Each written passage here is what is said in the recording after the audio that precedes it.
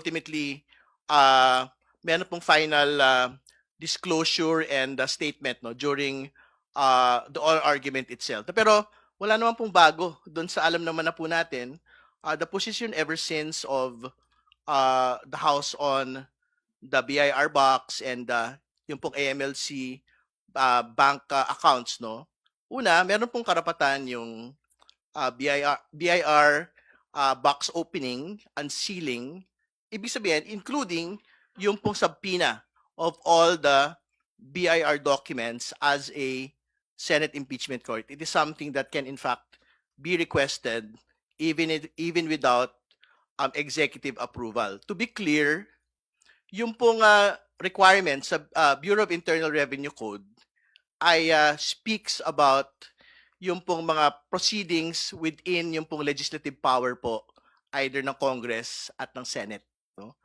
At hindi po ito within yung pong constituent power of an impeachment. So ang position ho namin, pwede hong ipasabpina ng Senate Impeachment Court ito pong mga dokumentong ito in pursuance of its mandate of accountability.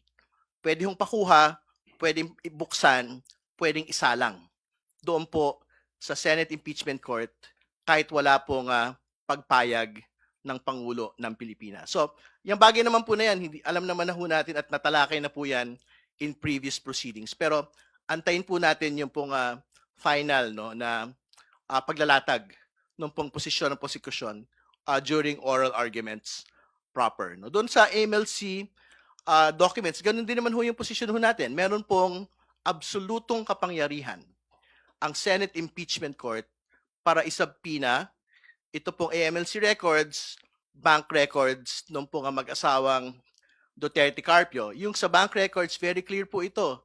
Ang exception po sa bank secrecy law ay ang pagkakaroon po ng impeachment proceedings, impeachment trial. So, there's absolutely no reason para hindi po buksan yung pong bank accounts ng mag-asawang Duterte Carpio.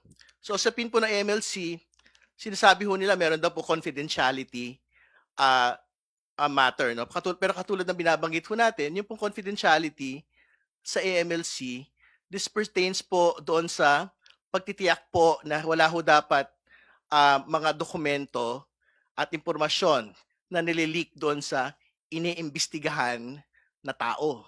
Hindi ba?